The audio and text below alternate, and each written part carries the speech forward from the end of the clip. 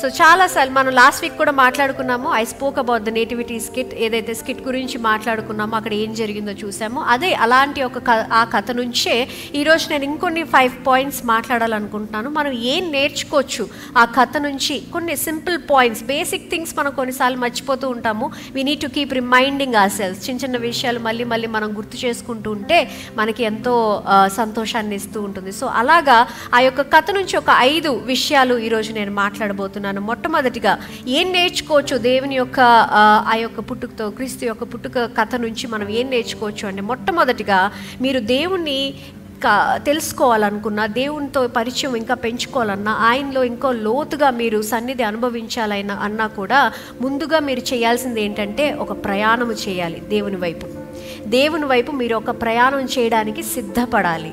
ఎలాగైతే జ్ఞానులు, ఎలాగైతే వారు దేవుని తెలుసుకోవడానికి, ఆయన సన్నిధిని అనుభవించడానికి, ఆయన యొక్క ముఖాన్ని చూడడానికి ఎలాగైతే వాళ్ళు వేల కొద్ది కిలోమీటర్లు ప్రయాణం చేసి ఆయన దగ్గరికి ఎలా అయితే వెళ్ళారో, మీరు కూడా స్వీయ ప్రయాణము చేయాలి. అందరితో కలిసి గుంపుగా చేయడం వేరు, సొంతంగా ఒక్కరే ఏకాంతంగా దేవునితో ప్రయాణము మనము చేయాలి. చేస్తేనే దేవుడు మనకి కనపడతారు. ఎంతమంది దేవునితో ఇంకా సన్నిహిత సంబంధం కలుగు చేసుకోవడానికి ప్రయాణం చేస్తున్నాం ఈరోజు? How far can you go to develop a relationship with God? How far can you travel to have a strong relationship with God? మనకి సూపర్ మార్కెట్లో వెళ్తున్నప్పుడు సడన్గా ఒక ఫ్రెండ్ కనపడినట్టు దేవుడు మనకు కనపడరు. ఎక్కడో వెళ్తూ ఏదో పనిలో చేసుకుంటున్నప్పుడు సడన్గా మనకి దేవుడు కనపడరు. You have to have an intention. ఒక ఉద్దేశంతో, ఒక తెలుసుకోవాలని ఒక ఉద్దేశంతో మనం స్థిరంగా ఉండి ఆయన వైపు మనం ప్రయాణం చేస్తేనే ఆయన్ని మనకి కనబడతారు. You can not have it like a coincidence. ఏదో కోఇన్సిడెంటల్గా నేను దేవుని తెలుసుకున్నానండి, ఏదో కోఇన్సిడెంటల్గా దేవుడు నాకు బాగా సన్నిహితంగా అయ్యారండి, ఏదో అలాగా అనుకోని పరిస్థితుల్లో దేవునితో నేను సన్నిహితంగా అయ్యానండి అనేది అవ్వదు.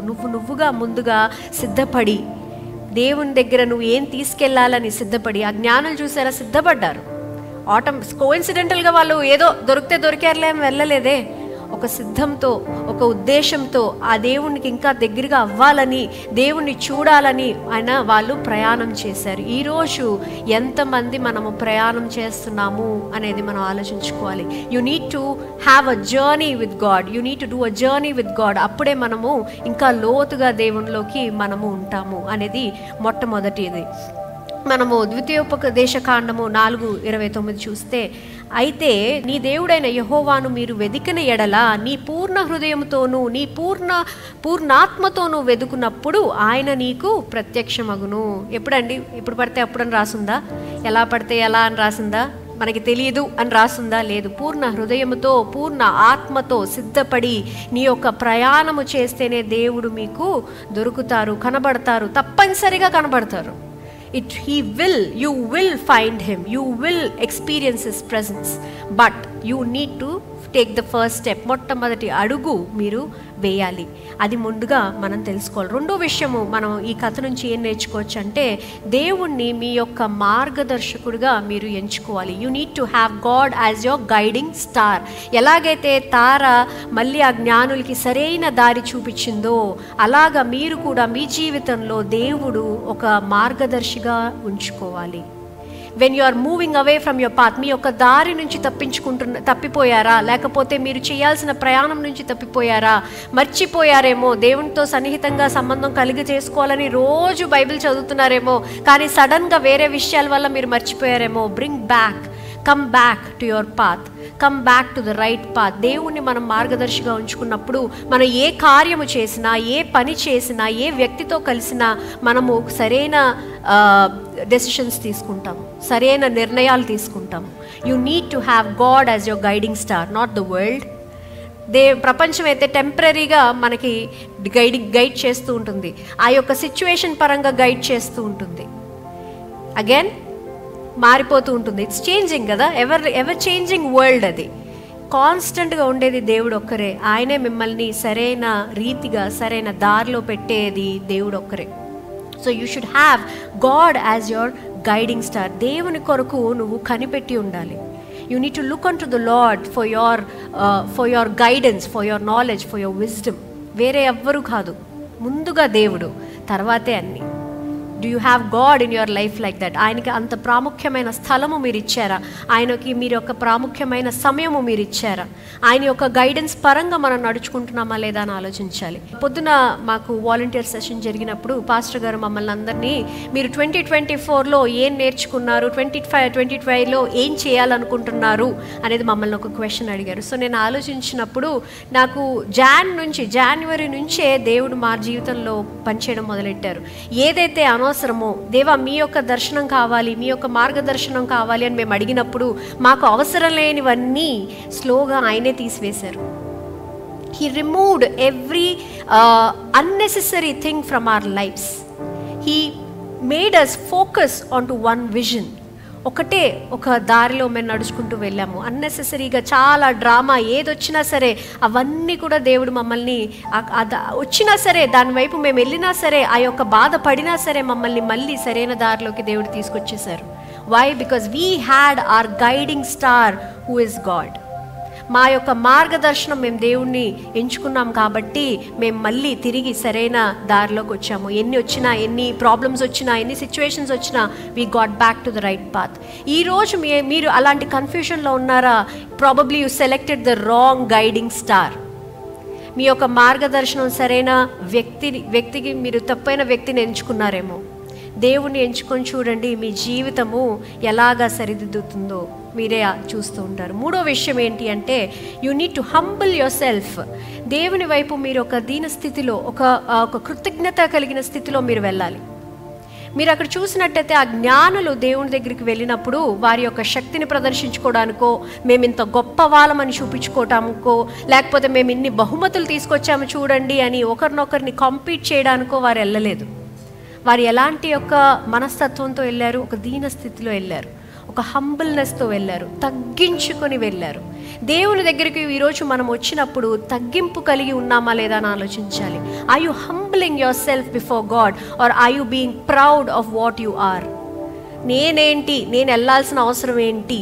నాకు ₹1,00,000 ఇచ్చే జీతం ఉంది, నాకు పెద్ద ఇల్లు ఉంది, లేకపోతే 4-5 కార్లు ఉన్నాయి, నేను ఇప్పుడు దేవుడి దగ్గరికి వెళ్ళి ఏం అడగాలి, అవసరం లేదు అని అనుకుంటున్నారా? లేదా తగ్గింపుతో ఏది ఉన్నా సరే అవన్నీ పక్కన పెట్టి ఒక తగ్గింపుతో మీరు దేవుని దగ్గరికి వెళ్తున్నారా అనేది ఆలోచించాలి.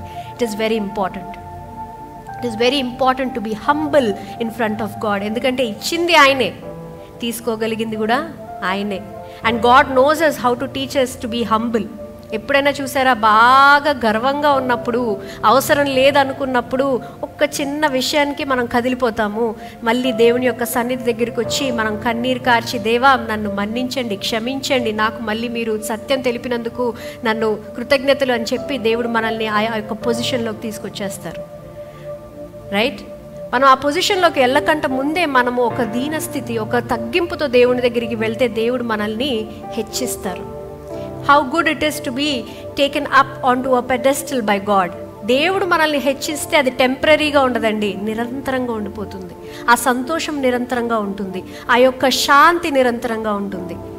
ప్రపంచం హెచ్చిస్తుంది, పడేస్తుంది, కానీ దేవుడి హెచ్చింపు ఎల్లప్పుడూ మనకి సంతోషాన్ని, సమాధానాన్ని, శాంతిని కలుగజేస్తుంది. ఎలాంటి హెచ్చింపు మీరు ఈరోజు కోరుకుంటున్నారు అనేది చాలా దీర్ఘంగా మీరు ఆలోచించి నిర్ణయం తీసుకోవాలి. What kind of a promotion do you want? Do you want a promotion in the world eyes of the world or in the eyes of God is what you need to decide. Humble your self. ఎందుకంటే బయట ఉన్నది శాశ్వతం కాదు, లోపల ఏదైతే ఉందో అదే శాశ్వతం. దేవుడు కూడా లోపల ఉన్న దాన్నే చూస్తారు. దేవుడు కూడా బయట ఉన్నది కాదు, నువ్వు ఎలా రెడీ అయ్యి వచ్చావో కాదు, లోపల నిన్ను నువ్వు ఎలా తయారు చేసుకున్నావో అనేది చూస్తారు. నువ్వు బయట ఎంత శాంతంగా కనపడినా లోపల నువ్వు ఎంత తప్పుడు ఆలోచనలు కలిగి ఉన్నావు అది చూస్తారు. It's not what is on the out side, it is what is on the inside. So అది మీరు చాలా గుర్తుపెట్టుకోవాలి. నాలుగో విషయము, దేవుణ్ణి మనం ఎప్పుడైనా సరే, ఎలాగైనా సరే మనం ఆయన్ని అప్రోచ్ అవ్వచ్చు, ఆయన దగ్గరికి వెళ్ళొచ్చు, ఆయనతో మాట్లాడచ్చు. ఆ విషయం ఇక్కడ మనం చూస్తున్నాం. ఎందుకంటే యేసుప్రభు అక్కడ పుట్టినప్పుడు ప్రతి ఒక్కరు వచ్చారండి. అక్కడ ఆయన ఏమైనా ప్యాలెస్లో పుట్టారా? లేకపోతే ఎంతోమంది వేల కొద్ది సైన్యం ఆయన ఉందా? లోపలికి వెళ్ళడానికి పర్మిషన్లు ఉన్నాయా? విఐపి సెక్షన్లు, నాన్ విఐపి సెక్షన్స్ ఉన్నాయా? లేదే. Everybody approached God. ప్రతి ఒక్కరు దేవుని దగ్గరికి వెళ్ళే ఆ యొక్క భాగ్యము కలిగి చేశారు దేవుడు మనకి. అక్కడ ఎంతోమంది ఉన్నారు, దూతలు ఉన్నారు, జ్ఞానులు ఉన్నారు, గొర్రెల కాపురులు ఉన్నారు. అందరూ ఏకంగా ఆయన దగ్గరికి వెళ్ళి మాట్లాడి ఆయన వైపు చూసి ఆయన యొక్క సన్నిధిలో మనం ఉండడానికి ఆ యొక్క కృప ఆయన కలుగజేశారు.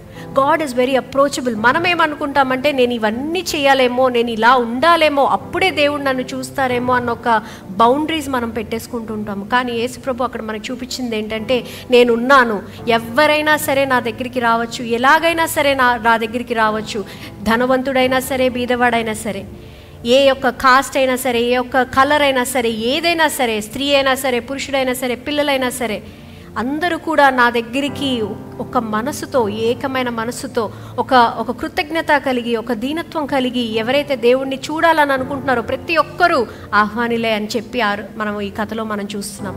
That's a very important thing. అందుకేనండి దేవుణ్ణి మనం ఎప్పుడు ప్రార్థించినా, ఎలా ఉన్నా ప్రార్థించినా ఆయన మనకి రెస్పాండ్ అవుతారు. ఆయన మనతో మాట్లాడతారు. ఆయన మన యొక్క లెవెల్స్ చూడరు, స్టేటస్ చూడరు, మీ యొక్క జాబ్ లెవెల్స్ చూడరు, మీరు ఏమి ఇస్తున్నారు అనేది చూడరు. But what you have in the inside is what he sees. That is a very important thing you need to remember. 5th one, దీనత్వము, వినయము కలిగి ఉండాలి. వినయము కలిగి ఉండాలి. వినయం కలిగి ఉండటం, దీనత్వము మనకి ఒక బలహీనత కాదు అని మనం చూస్తున్నాం. ఇక్కడ మీరు చూసినట్టయితే ఆ శిశువు రూపంలో దేవుడు ఉన్నారు, కానీ ఆయనకి ఏవేమి ఆయన భుజం మీద ఉన్నాయో చూద్దాము. యెషయా గ్రంథము 9:6 అందరం కలిసి చదువుదాము. ఏలనగా శిశువు పుట్టెను, మనకు కుమారుడు అనుగ్రహింపబడెను, ఆయన భుజం మీద రాజ్యభారముండును, ఆశ్చర్యకరుడు, ఆలోచనకర్త, బలవంతుడైన దేవుడు, నిత్యుడగు తండ్రి, సమాధానకర్తయగు అధిపతి అని అతనికి పేరు పెట్టబడును. ఆమేన్. శిశువు యొక్క భుజముల పైన ఎంత భారం ఉందో చూసారండి. ఆయన చూడటానికి చిన్న శిశువు, కానీ ఆయనకి ఎన్నో ప్రణాళికలు ఉన్నాయి. ఒక గొప్ప ప్రణాళిక కోసం ఆయన పుట్టి ఉన్నారు. Doesn't mean he's a baby, he's a infant. Doesn't mean that he is not powerful. ఆయన బలవంతుడు కాదని కాదండి. ఆయన నీ యొక్క జీవితంలో కూడా నువ్వు ఒక సిచ్యువేషన్లో ఉన్నావేమో, నీకు కూడా కొంతమంది హెల్ప్ చేయాలేమో, సపోర్ట్ చేయాలేమో, నిన్ను ఎదిగింప చేయడానికి వారి యొక్క హెల్ప్ కావాలేమో. కానీ that doesn't mean you are weak. నిన్ను బలహీనముగా దేవుడు చేశారని కాదు, నీలో ఆ ప్రణాళిక, ఆ యొక్క బలము దేవుడు పెట్టి ఉన్నారు. doesn't mean you're humble or doesn't mean that you're small right now. Small beginnings ఉన్నంత మాత్రాన నువ్వు బలహీనురాలువి కాదు, బలహీనుడివి కాదు. You have some great plans. అది మీరు ఈరోజు తెలుసుకోవాలి. దేవుడు మీ పైన కూడా ఎన్నో ప్రణాళికలు, రెస్పాన్సిబిలిటీస్ పెట్టారని మీరు ఈరోజు నమ్మాలి. 2025 ఎంతమంది సిద్ధంగా ఉన్నారో నాకైతే తెలియదు, కానీ I want you to be prepared because God is going to reveal his great plans on to you. ఆయన యొక్క గొప్ప ప్రణాళికలు మీకు తెలియజేయబడుతుంది. ఆయన యొక్క గొప్ప రెస్పాన్సిబిలిటీస్ మీ యొక్క భుజాల మీద రాబోతుంది. And I don't know how many of you are prepared, but I want you to be prepared to accept God into your life. దేవుని యొక్క ప్రణాళికలు నీ జీవితంలో ఆహ్వానించడానికి, దాని వైపు నడుచుకోవడానికి నువ్వు సిద్ధంగా ఉండాలని నేను ఈరోజు ప్రార్థిస్తున్నాను. It is not about the temporary celebrations that we are having. ఇప్పుడు ఈరోజు స్టార్ ఉంటుంది, రేపు స్టార్ ఉండదు. ఈరోజు క్రిస్మస్ డెకరేషన్స్ ఉంటాయి, రేపు క్రిస్మస్ డెకరేషన్స్ ఉండదు. అది కాదు. That is not what we want. But I want you to understand the deeper meaning of the birth of Christ. అసలు దేవుడు ఎందుకు మన కోసం జన్మించారు, ఆయన యొక్క ప్రణాళిక ఏంటి, మన జీవితంలో ఆయన యొక్క ఉద్దేశం ఏంటి, దాని వైపు మీరు నడుచుకోవాలి. These are the 5 important things that you need to remember when you are reading the birth story of Christ.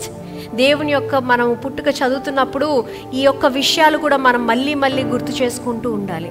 Amen, amen.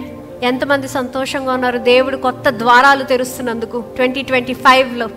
మనం అందరం ప్రార్థిద్దాము, దేవుని యొక్క కృప కనికరం మన పైపు ఉండాలని మనం ప్రార్థిద్దాము. అందరం లేచి నుంచుందాము, మన యొక్క కానుకలు మన చేతిలో పట్టుకుందాము, దేవుని వాక్యం కోసం సిద్ధపడదాము, 2025 కోసం మనం సిద్ధపడదాము. తలలు ఉంచుకుని ప్రార్థిద్దాము. మహాపరిశుద్ధుడా, కృపగల తండ్రి, దేవా నీ యొక్క సన్నిధిలోకి వస్తున్నాం తండ్రి. దేవా ఈ ఉదయకాలంలో తండ్రి మీరు మాతో మాట్లాడినందుకు వందనాలు తండ్రి. దేవా మాకు ఈ యొక్క నేర్పించినందుకు వందనాలు తండ్రి. దేవా ఈ విషయాలు మాకు తెలియజేసినందుకు వందనాలు తండ్రి. దేవా ఈ యొక్క సంవత్సరం అంతమున తండ్రి దేవా, కొత్త సంవత్సరము మొదలు కాకపోతున్న తండ్రి దేవా, మమ్మల్ని మీరు బలపరచమని ప్రార్థిస్తున్నాం తండ్రి. మీ యొక్క సన్నిధి ఇంకా తండ్రి దేవా మేము లోతుగా అనుభవించడానికి మమ్మల్ని బలపరచమని ప్రార్థిస్తున్నాం తండ్రి దేవా. Talk to us, oh Father, dear Father, we ask for your blessings, your mercies upon us, oh Father. తండ్రి ఇక్కడ ఎవరైతే తండ్రి దేవా దీన స్థితిలో వారు మీ దగ్గరికి వచ్చి ఉన్నారో తండ్రి దేవా, మీరు వారిని తాకమని ప్రార్థిస్తున్నాం తండ్రి. ఎవరైతే కృతజ్ఞతా స్తుతులతో వారు ఈరోజు ఈ యొక్క సన్నిధికి వచ్చారో తండ్రి, మీరు వారిని తాకమని ప్రార్థిస్తున్నాం తండ్రి. వారి జీవితాల్లో తండ్రి దేవా మీరు గొప్ప కార్యాలు చేస్తారని మేము నమ్ముతున్నాం తండ్రి. Dear Father, we thank you, oh Father, in abundance, oh Father, for giving us abundance, oh Father, in our lives. Dear Father, తండ్రి దేవా ముందే తండ్రి మీరు మా జీవితాల్లో కార్యాలు చేయబోతున్నారని ముందే కృతజ్ఞతాస్తుతులు అర్పిస్తున్నాం తండ్రి దేవా. మీరు మా జీవితంలో చేసే ప్రతి ఒక్క కార్యము బట్టి ముందుగానే వందనాలు అర్పిస్తున్నాం తండ్రి దేవా. మేము ఈరోజు ఎలాంటి స్థితిలో వచ్చామో తండ్రి, మా హృదయాలతో తండ్రి, మా మనసుని పూర్ణ మనసు ఆత్మతో తండ్రి మీ యొక్క వాక్యం వినడానికి, మీ యొక్క సన్నిధి అనుభవించడానికి మేము ఈరోజు వచ్చి ఉన్నాం తండ్రి దేవా. మీ యొక్క ఆత్మ మాపై కుమ్మరించమని ప్రార్థిస్తున్నాం తండ్రి. మీ యొక్క అభిషేకము మాపై ఉంచమని ప్రార్థిస్తున్నాం తండ్రి. పరిశుద్ధాత్మను తండ్రి దేవా మాకు తోడుగా ఉంచమని ప్రార్థిస్తున్నాం తండ్రి దేవా. అలాగే ఇవ్వబడుతున్న కానుకలు బట్టి వందనాలు తండ్రి దేవా. ఇస్తున్న హస్తాన్ని దీవించండి తండ్రి, వారిని ఇంకా బలపరచండి తండ్రి. వారి ఇళ్లలో సంతోషాన్ని, సమృద్ధిని తండ్రి ఎల్లప్పుడూ ఉంచమని ప్రార్థిస్తూ యేసు పరిశుద్ధ నామంలో అడిగి ప్రార్థిస్తున్నాం తండ్రి. ఆమెన్.